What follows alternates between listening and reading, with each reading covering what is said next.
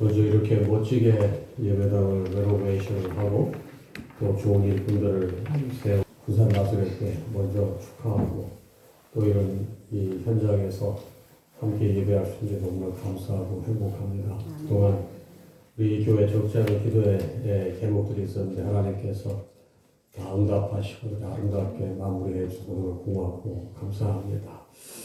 인생을 살다 보면은 이렇게 상실을 경험해 보지 않은 사람은 아마 없을 거예요. 제럴드 시처라는 사람은 사랑하는 여인을 만나 가정을 꾸렸지만 결혼했음에도 불구하고 10년이 돼도 자녀가 생기지를 않았어요. 제럴드 시처는 이것이 가장 큰 상실이고 가장 큰 슬픔이라고 생각을 했는데 하나님의 은혜 가운데 10년 지난 후에 자녀를 넷을 낳게 됐어요. 10년 동안 자녀가 없었는데 넷이 생긴 거예요. 얼마나 행복하고 좋았겠어요. 그래서 어느 날 이제 어머니 모시고 아내와 아이들 이렇게 다 같이 캠핑장에 갔습니다. 하루를 아주 행복하게 지내고 그만 오다가 큰 교통사고를 당합니다.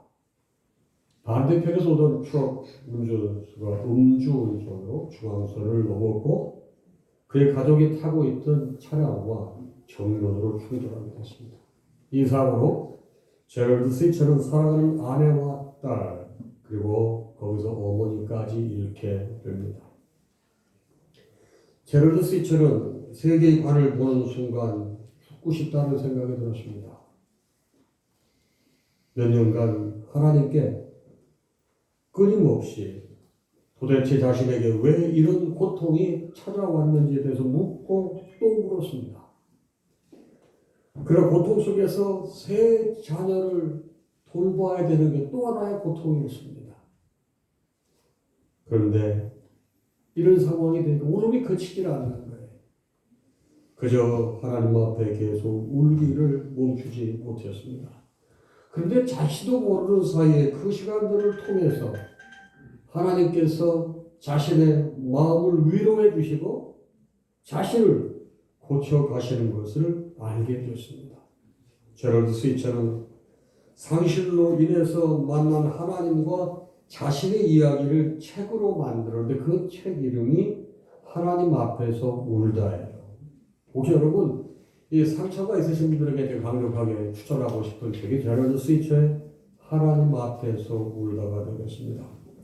이처럼 우리 모두는 이 상실의 시대를 살고 있어요. 믿음이 없는 사람들에게는 상실이 또 다른 상실을 낳게 되죠. 그러나 제럴드 시처의 고백처럼 믿는 자에게 상실은 기도를 통해 하나님과 더욱 가까워지게 한다는 사실을 기억해야 됩니다. 제럴드 시처는 큰 상처 앞에서 하나님 앞에서 울면서 마음의 고통을 기도로 묶었어요. 오늘 제가 본문으로 택한 것은 시편 4편이 되겠습니다. 시편 3편, 4편, 5편은 일종의 비탄이십니다. 슬픈 시입니다. 바로 다윗과 관련되는 내용인데요. 다윗의 셋째 아들 압살롬이 아버지를 왕좌에서 끌어내리고 자기가 왕이 되려고 반란을 일으킨 사건이 배경입니다. 시편 3편, 4편, 5편. 그리고 다윗은 정식 부인만 9명이 있었습니다.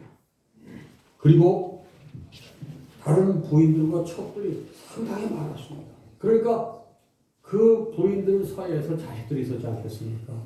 그런데 여러분 이상해요. 아버지가 같고 어머니가 다르면 애들이 사이가 안 좋아. 근데 아버지가 다르고 어머니가 같으면 그 형제들이 잘 지내요. 이상하게 여기도 아버지를 갖고 어머니가 다르니까 이 이복 형제들 간에 사이가 참 안 좋았습니다. 이 다윗의 큰아들이 암논인데 자기 이복 여동생이 있으니 다말이에요. 너무 이쁘게 생겼어. 근데 동생을 보니까 이 상사병이 생긴 거야. 진짜 병이 났어요. 그래서 그 당시에는 여러 왕족들은 아무리 형제라 하더라도 아버지의 승인이 없이는 이렇게 이동을 못하는 거예요. 형제집 왔다 갔다 못하는 거예요. 근데 부탁하기는 내가 지금 병이 나서 누워있는데 여동생이 좀 와가지고 나를 좀 도와주면 나을 것 같다고 하니까 이 큰아들이 몸져 누워있으니 아버지가 그 얘기를 듣고 여동생 다말이 오빠를 찾아가는 걸 허락을 한단 말이에요. 그러면 동생 만나고 위로받고 건강을 회복하면 좋은데 암논이 그 생각을 가지고 그렇게 했겠어요? 제가 상사병이 있다고 말씀드렸잖아요. 동생을 자기 침실까지 유인을 하죠. 그리고 거기서 해서는 안 되는 짓을 해요. 여러분 그러면 당신은 여러분 이복 형제라도 여러분 같이 살 수 있어요. 자기가 그러면 결혼하지 않은 사람을 이렇게 했으면은 여러분 어떻게 책임을 져야 되지 않겠어요? 그렇게 조각했으면 어떻게 화장실 들어갈 때하고 나올 때가 너무 달라. 그래서 암논이 다말을 내줘요. 그 소식을 누가 들어요? 오빠. 앞사람이 그 소식을 듣고 너무너무 분하고 기가 막힌 거예요. 근데 더 속상한 건 아버지가 어떤 조치를 취해야지. 조치를 안 취해요. 칼을 갑니다. 형을 죽일 칼을 가는데 아까도 말씀드렸듯이 형제들이 모이려면 아버지의 승인이 없으면 못 모인다고 그랬죠? 셋째가 아버지한테 잘 얘기해가지고 형제들끼리 모여서 뭐 가족 모임을 가는데 이렇게 해가지고 형을 초청을 하고 모든 가족이 뭐 그때 무슨 일을 하죠? 압살롬이 암놈을 죽여. 형을 죽였으니 있을 수 없는 일이 일어난 거 아니에요. 그래서 도망가요. 도망가요. 3년간 도피 생활을 하는 거예요. 그래도 암논은 풀이 안 풀리는 거예요. 왜 아버지가 조치를 안 취하느냐 이 말이에요. 그래서 다윗에게 가장 신복이 누구죠? 요압 장군입니다. 요압 장군이 왕에게 잘 얘기를 해서 그래도 왕자님을 돌아오게 해야 될 거 아니냐. 그래서 압살롬을 돌아오게 합니다. 그러면 용서를 해주든지 만나든지 그래야 되는데 여러분 2년 동안 만나주지도 않고 아버지가 또 먼 거리를 두는 거예요. 이제는 분노가 아버지한테 향하는 5년 동안 노바디로 산 거 아닙니까? 그래서 아버지의 관심과 사랑을 받지 못한 암논 반역을 꿈꿉니다. 헤브론으로 가서 아버지를 따르던 신하 200명이 영문도 모르고 따라갔다가 반역에 가담하게 되고 왕으로 선포하고 4년간 아버지와 전쟁을 벌여요. 이게 압살롬의 반역 사건이 되겠습니다. 이 시편 3편이 아들의 반역을 피할 때 지은 시예요. 다윗의 고통이 들어있는 시예요. 시편 4편은 반역 사건이 지난 후 그 당시를 회고하면서 지은 시가 4편인데 제가 오늘 그 4편을 본문으로 택한 거예요. 자신이 사랑하는 아들 압살롬이 반역을 일으키고 생명의 위협을 느낀 가장 비참하고 참담한 상황에서 쓴 시가 시편 4편이라 이 말이에요.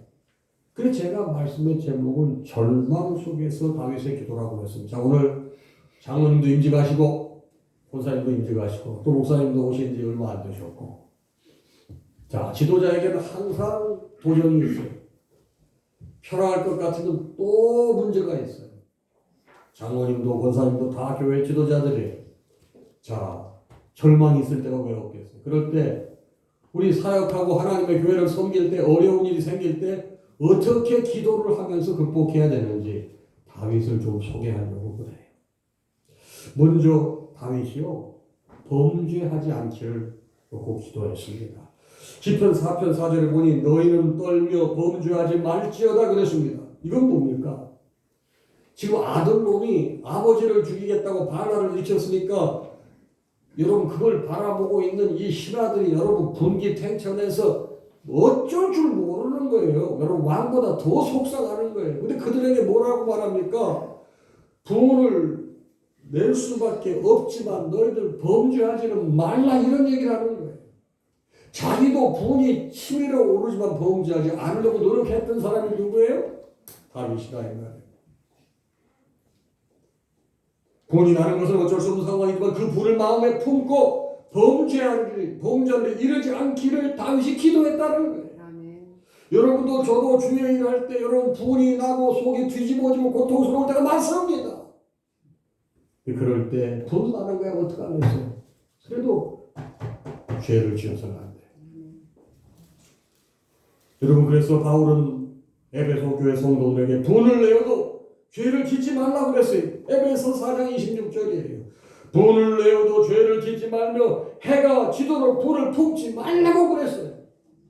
여러분 절대로 속이 뒤집어져도 해가 넘어가기 전에 푸는 게 좋습니다. 아멘. 여러분 저희 교회 지금 그런 갈등이 하나 생겼어요. 우리 권사님들끼리 갈등이 생겼어. 남자 권사님, 여자 권사님. 제가 세상 가면 죽을 맛이야. 뭐 제가 잘못했으면 가서 뭐 용서라도 구하고 어떻게 했으면 좋겠는데 이게 안 돼. 제가 그래서 해가 지나기 전에 꼭 풀어야 된다 그러는데 하겠다고 약속을 저한테 했는데 하룻밤 자고 나니까 속이 뒤집어지니까 그걸 못하는 거예요. 그러면 그게 사울왕도 똑같은 거예요. 여러분 사울왕도요. 다윗은 만만이고 자기는 천천히라고 그랬을 때 집에 가서 생각하면 속이 뒤집어지거든. 그래서 여러분 장인이 사위 죽이려고 앞장서 10년을 따라다닌 게 사울이에요. 여러분 속이 뒤집어지면 절대로 일하셔도 장모님들 권사님들 하룻밤 지내지 말고 그 전날 터시기 바랍니다. 아멘. 안 하면 주의를 못해요. 여러분 우리가 실은 앞에 서게 될 때 도전 앞에 서게 될 때 마음을 잘 다스려야 됩니다. 그래서 잠언 4장 23절은 모든 지킬 마음 중에 더욱 내 마음을 지키라. 생명의 근원이 이에서 남이라고 그랬어요. 여러분 마음을 다스리는 최고의 방법이 뭔지 아세요? 잠잠히 기도하는 거예요. 하나님의 영이 내 마음을 터치하셔야 돼요. 그러기에 불안할 때 기도하십시오. 아멘. 일이 왔다 갔다 저를 갔다 전화 들고 만나고 이거 부질없는 짓이에요. 그래서 빌립보서 4장 6절을 이렇게 말합니다. 아무것도 염려하지 말고 다만 모든 일에 기도와 간구로 너희 구할 것을 감사함으로 하나님께 아뢰라. 그리하면 모든 지각에 뛰어난 하나님의 평강이 그리스도 예수 안에서 너희 마음과 생각을 지키시리라. 아멘. 여러분 기도와 간구할 때 하나님께서 우리의 마음과 생각을 지키신다는 거예요. 그래서 다윗은 분노가 끓고 있어. 부하들도 그랬지만 너희는 떨며 범죄하지 말자가 됐다 이 말. 여러분 절망 속에서 다윗이 어떻게 기도했다고요? 화는 나지만 범죄하지 않으려 했다는 것입니다. 그리고 호주에 파도 타기로 유명한 이 해변대 호슈스 베이라는 곳입니다. 이 호슈스 베이는 파도가 굉장히 잘 치는 곳인데 저 밑에 저 바다에 방책이 이렇게 있어요. 방책이 뭐냐면 파도가 세게 올 때 파도를 약하게 만드는 게 방책이에요. 그러니까 이 서퍼들은 파도가 센 걸 좋아하는데 아주 이 서퍼들이 오게 되면은 다 초월거리는 거예요. 무엇 때문에 촉을 만들어가지고 파도를 다 죽여가지고 재미있게 못하게 그냥 이 초보 애들이 타게 만들었을까? 투덜대는 거예요. 근데 그 집에 오래 살던 노인이 어느 한 관광객이 서퍼가 너무 투덜대니까 망원경을 주면서 이거 저기 좀 보라고. 머리는 잘 안 보여. 망원경을 딱 보니까 방층도 몰고 있다고 세상에 이런 게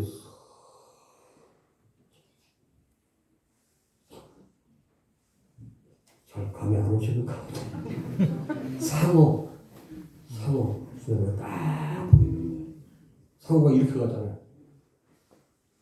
위에서 보는데 싹 이런다.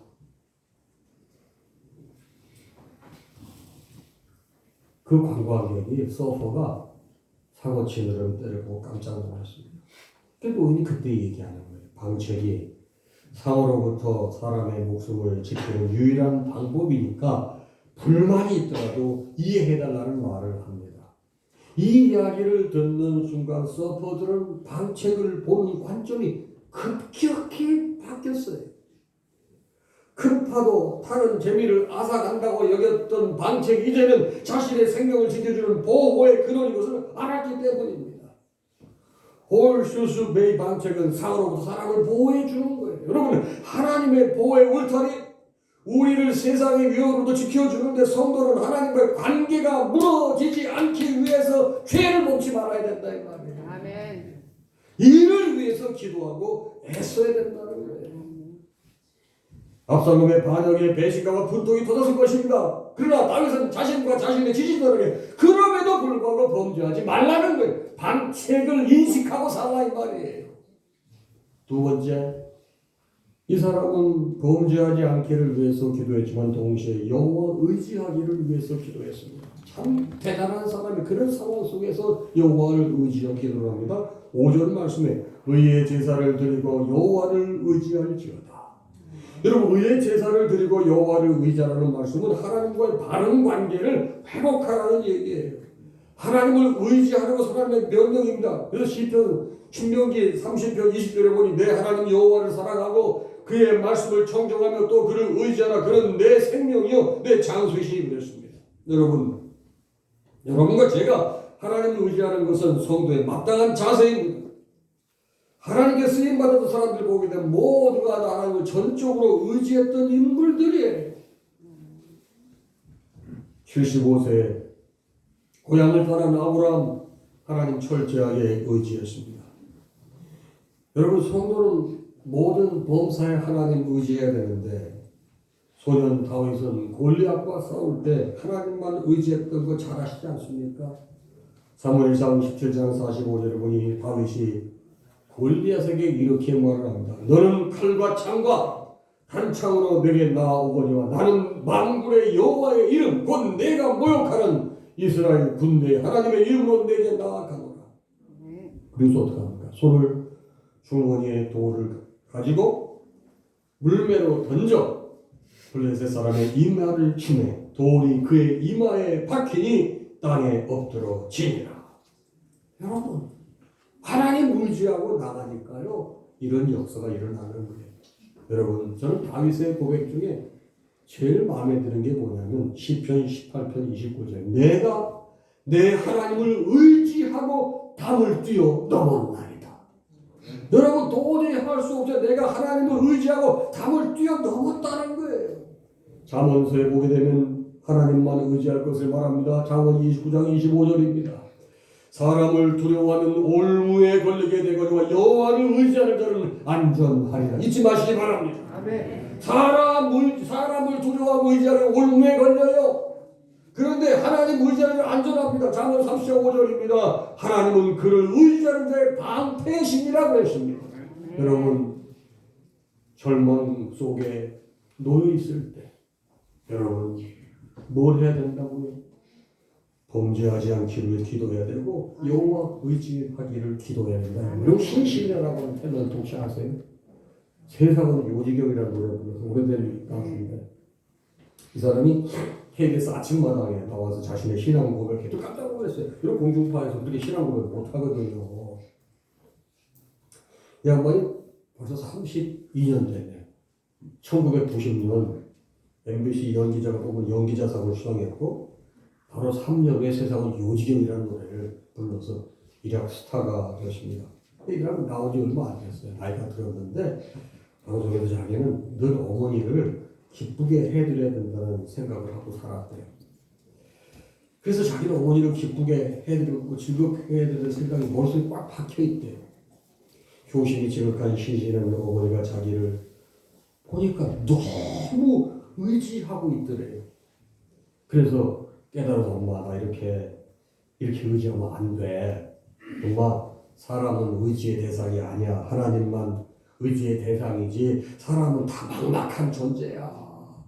엄마 너무 나만 의지하지 말고 하나님 의지하고 믿음 생활 잘해야 돼. 그리고 이어서 자기가 앞으로 어떻게 살지에 대해서 얘기하는 그래서 그럼 결혼 안 하셨거든요. 너무 웃기는 게 제가 이렇게 하고 어떤 남자가 저를 좋아해요. 거기서 그런 얘기를 해요. 근데 이런 말을 하더라고요. 독신으로 살려면 자신의 인생감과 목적이 확실해야 한다면 저는 하나님께 소망을 두고 살고 있습니다. 세상에 그 KBS 아침마당에 그런 얘기를 하더라는 말이에요. 여러분, 제가 좀 배워야 될 게 있어요. 신실의 고백처럼 우리가 의지해야 할 분은 오직 하나님이십니다. 아멘. 여러분, 절망 가운데 있을 때, 여러분 어려운 가운데 있을 때 사람 의지하면 꼬여요. 사람 의지하면 여러분 구렁텅이에 빠지는 거예요. 그러나 주님 의지하면 답이 빨리 안 와. 기다려야 돼.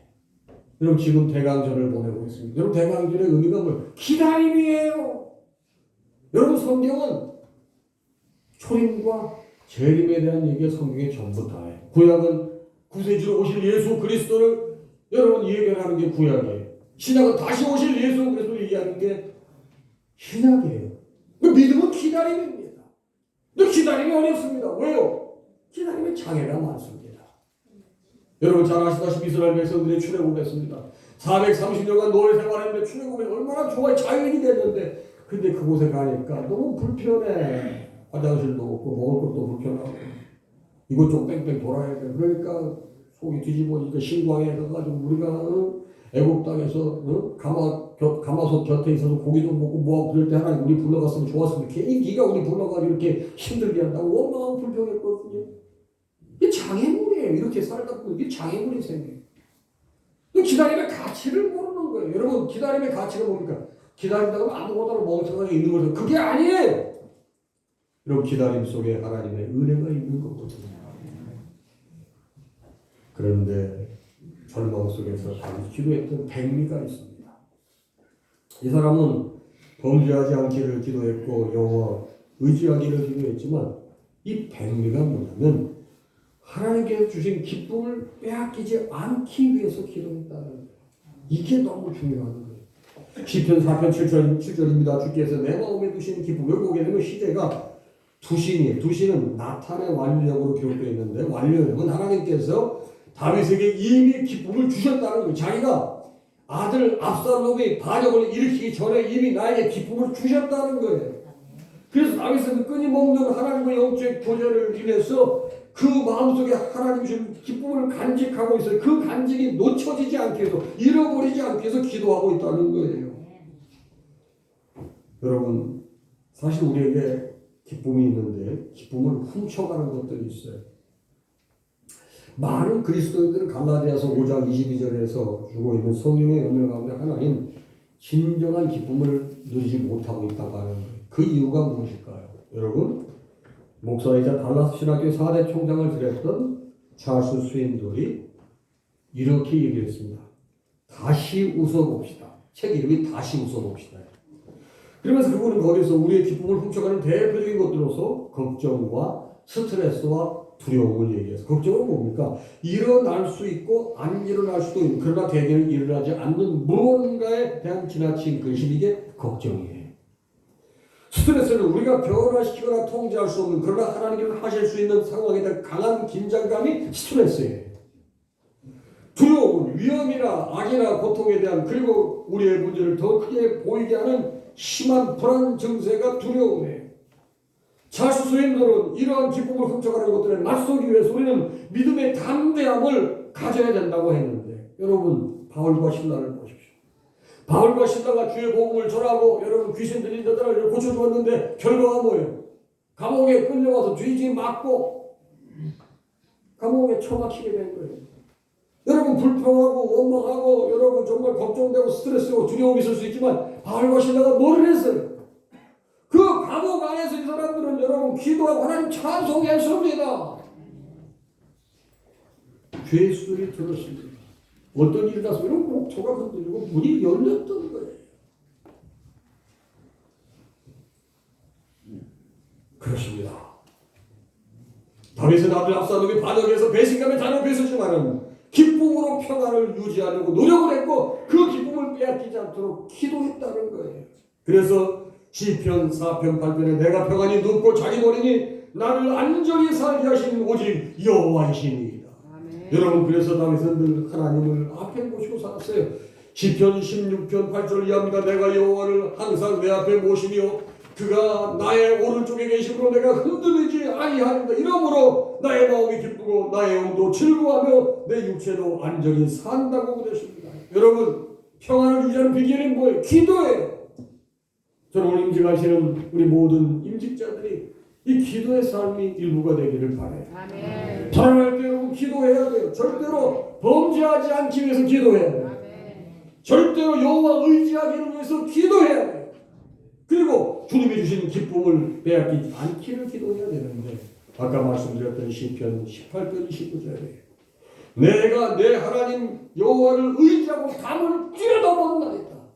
여러분 힘들고 어려울 때 기도함으로 의지하고 담을 뛰어넘으세요.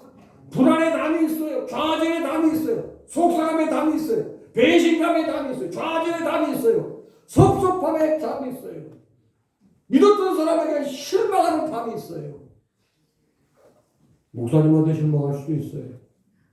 장로님한테도 실망하고, 남편한테도 실망하고. 우리 누구에게 다 실망할 수 있어요. 그럴 때 어떻게 해야 돼요? 우리는 이미 기쁨을 받은 사람입니다. 내가 내 하나님을 의지하고 담을 뛰어넘나이다. 여러분 이런 기쁨이 있어야 사명 감당할 수 있는 겁니다. 아멘. 말씀을 정리합니다. 다윗이 기도가 뭐라고요? 범죄하지 않기 위해서 기도했다.